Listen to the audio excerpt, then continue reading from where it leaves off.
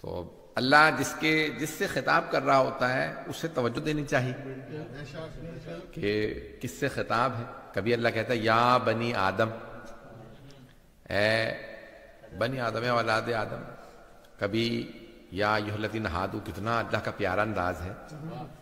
جیسے مسلمانوں کو پکار رہا ہے ویسے ہی یہودیوں کو بھی پکار رہا ہے، تاکہ وہ یہ نہ کہیں ہمیں جب بلایا ہی نہیں قرآن میں تو ہم قرآن کے کیوں سنے ہیں.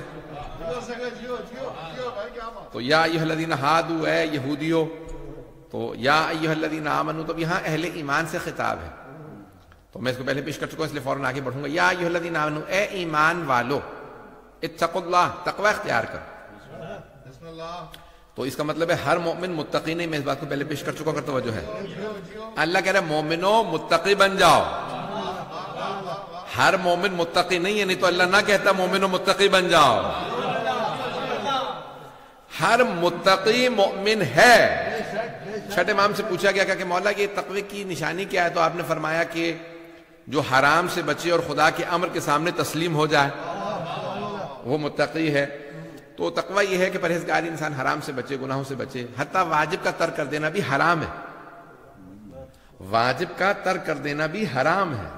واجب کو چھوڑنا حرام، یا حرام سے بچنا بھی واجب ہے. پتہ نہیں لوگ ہیں یا نہیں. حرام و واجب متضاد ہیں. جو چیز حرام ہوگی اس کا الٹ واجب ہوگا، جو چیز واجب ہوگی اس کا الٹ حرام ہوگا. بات واضح ہوئی؟ اور مقادیر فکر کا نہیں پیش کر رہا، فقہ جعفری کو پیش کر رہا ہوں.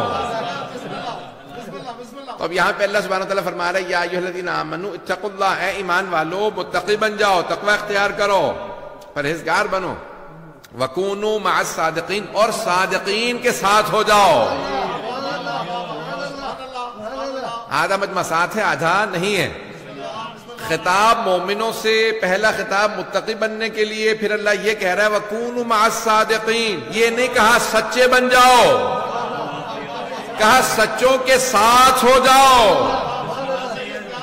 بھئی مومن کو خطاب ہے جب متقی بن جاؤ گے نا تو پھر اس کے بعد صادقین کے ساتھ ہو جانا، کیونکہ سچا بننا تو ایمان کی شرائط میں، تقوی کی شرائط میں نہیں ہے مجمع.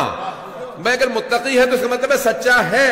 تو سچا بننے کی نہیں ہے اللہ کا مطالبہ. یہ نہیں کہ سچے بن جاؤ، کونو الصادقین نہیں کہا سچے بن جاؤ، نہیں کونو مع الصادقین. کچھ ایسے سچے ہیں جس جیسا بن نہیں سکتے، ان کے صرف ساتھ ہو سکتے ہیں. کچھ ایسے سچے ہیں. آئیں ذرا میں آپ کو کچھ پہچان کروا دوں کہ کیسے سچے ہیں. کچھ ایسے سچے ہوتے ہیں کہ جن کے صرف ساتھ ہو سکتے ہیں، ان جیسے نہیں ہو سکتے. اب نہ کہیے گا ہم جیسے، ہم ان جیسے نہیں ہو سکتے، ان کے صرف ساتھ ہو سکتے ہیں، ساتھ ہو سکتے ہیں. کچھ ایسے سچے ہیں. تو اب سب سے پہلے میں آپ کو سچے وہ دکھا دوں جو میدان مباہلہ میں گئے ہیں.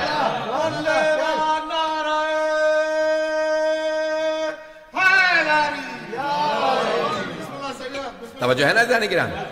تو جو میدان مباہلہ میں گئے ہیں، اگر سبھی سچے جا سکتے ہوتے تو پھر اللہ کبھی نہ کہتا سچوں کو لے جائیے، جھوٹوں پہ ہم لعنت کریں گے.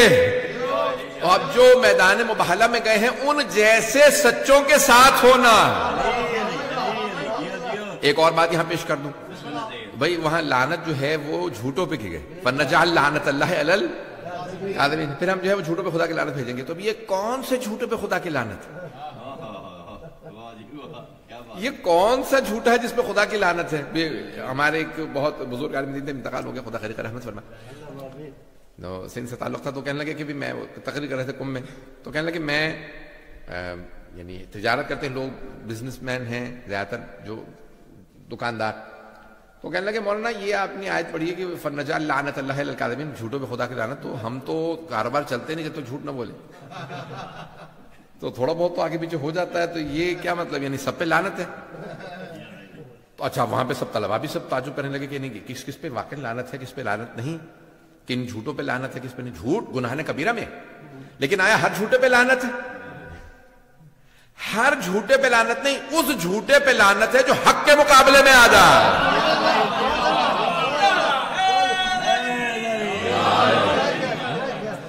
جو حق کے مقابلے میں آ جاتا ہے ایسے جھوٹے پہ خدا کی لعنت ہے. جو حق کے مقابلے میں آ جائے، سچوں کے مقابلے میں آ جائے